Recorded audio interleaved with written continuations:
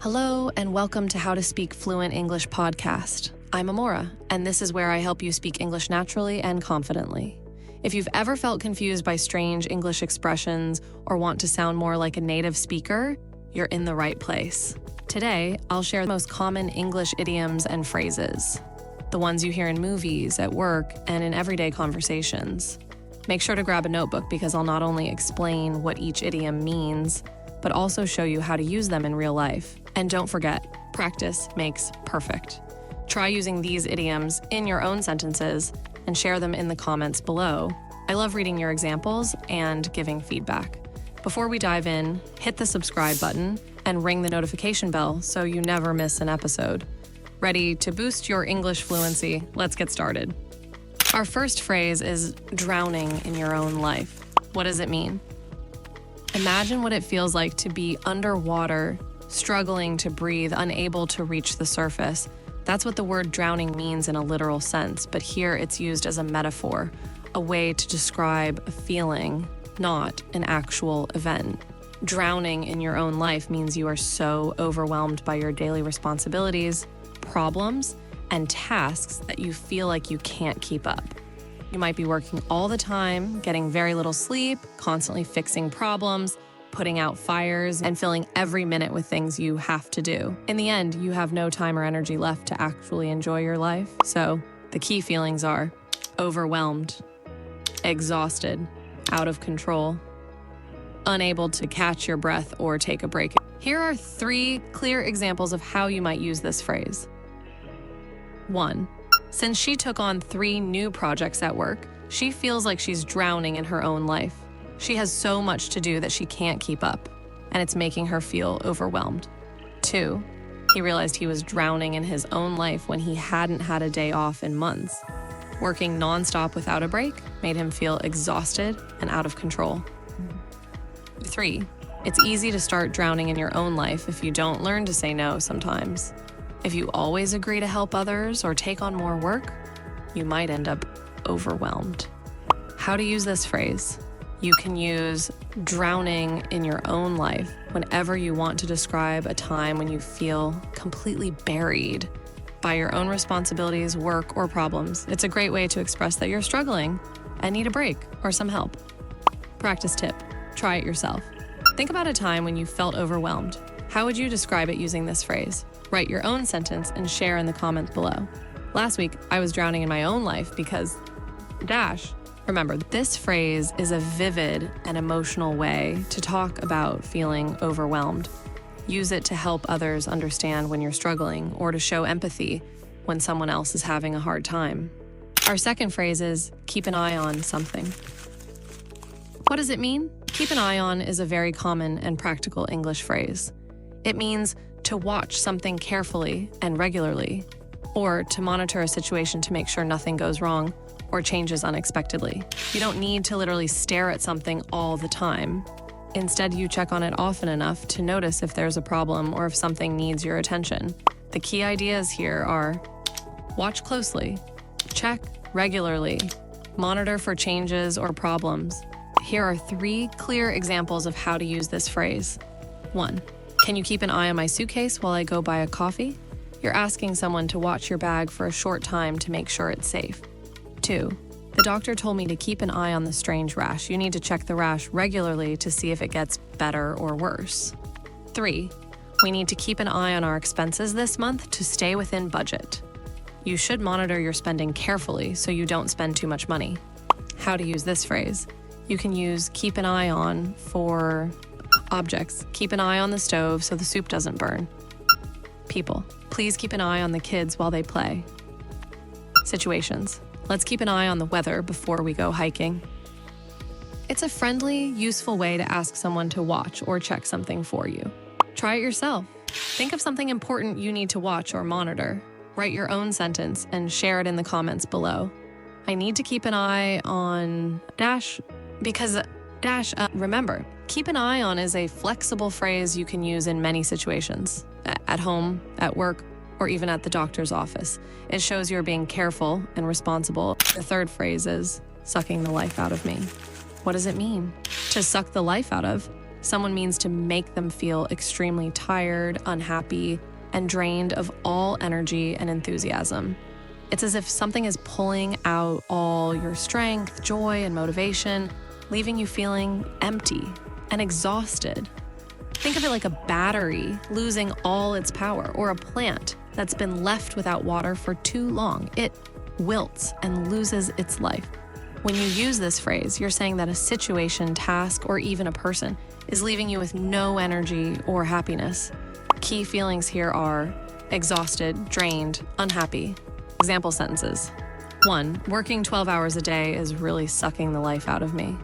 Long work hours are making you feel completely exhausted and unhappy. 2. Dealing with this difficult problem every day is sucking the life out of her. Constantly facing a tough issue is draining her energy and spirit. 3.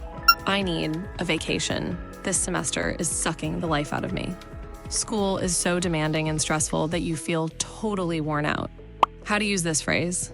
You can use sucking the life out of me to talk about anything that makes you feel completely worn out or unhappy, such as a stressful job.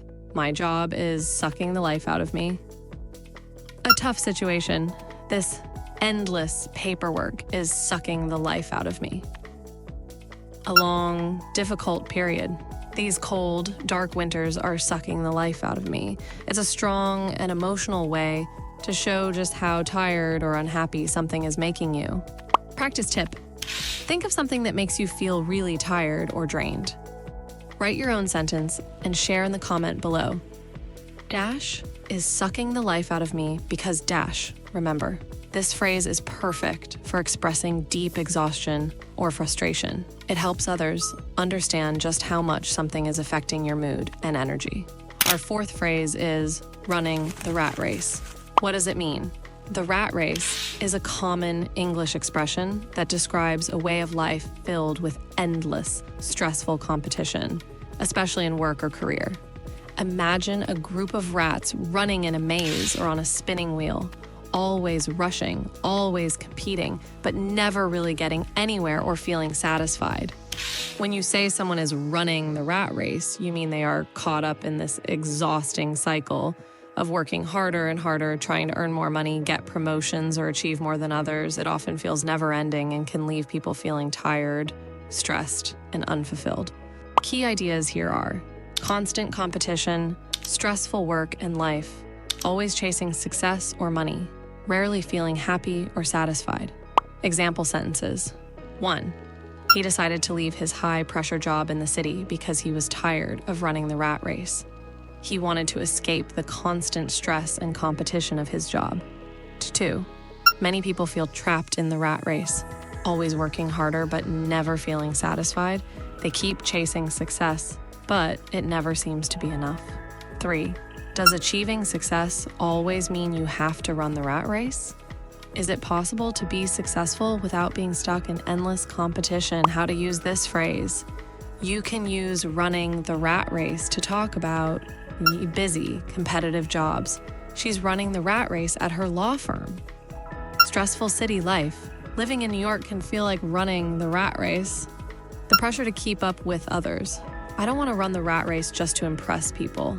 It's often used when people want to express frustration or a desire to escape this kind of lifestyle. Try it yourself. Think of someone you know, or even yourself, who is always busy, stressed, and competing to get ahead. Write your own sentence. Name is running the rat race because reason. Remember, running the rat race is a vivid way to describe a life that's busy, stressful, and focused on constant competition, often without much happiness or satisfaction. It's a great phrase when you want to talk about the pressures of modern life.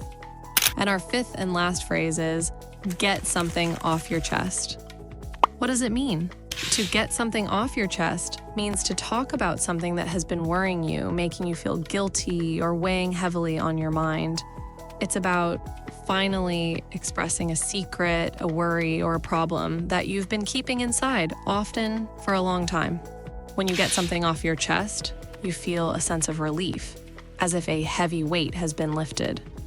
It's a way to free yourself from stress or emotional pain by honestly sharing your feelings with someone else. Key ideas: expressing worries, secrets, or guilt. Sharing something that's been bothering you. Feeling relieved after talking about it. Example sentences. 1. I need to talk to you. I have something I need to get off my chest. You want to share a worry or secret that's been bothering you. 2. Talking to her friend helped her get it off her chest and feel better. After sharing her feelings, she felt relieved and less stressed.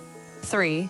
He finally confessed what happened, and you could see the relief after he got it off his chest. He felt much better after telling the truth about something that was troubling him. How to use this phrase? You can use get something off your chest when you have a secret or problem you need to talk about. I've been keeping this to myself, but I need to get it off my chest. You feel guilty or worried and want to confess. He got it off his chest and apologized. You want to encourage someone to share. If something's bothering you, just get it off your chest. It's a supportive, caring way to talk about sharing feelings and finding relief. Practice tip: try it yourself. Think of a time when you felt better after talking about a problem or secret. Write your own sentence. I felt so much better after I got problem or secret off my chest. Remember, get something off your chest is a wonderful idiom to use when you want to express the relief that comes from sharing your worries or secrets. It's about being honest and freeing yourself from emotional burdens. That's it for today's episode of How to Speak Fluent English podcast. Which idiom was your favorite? Or maybe you've heard one of these before, but weren't sure what it meant. Let me know in the comments. I read every single one, and we'll try to reply to them. If you found this video helpful, please give it a thumbs up, share it with your friends, and don't forget to subscribe for more tips on speaking English naturally and confidently. Remember, the key to fluency is using English every day, so challenge yourself. Pick 3 idioms from today's video and use them in your conversations this week. Thanks for watching, and I'll see you in the next episode. Until then, keep practicing and keep speaking English with confidence. This is your friend Amora signing off. Bye for now.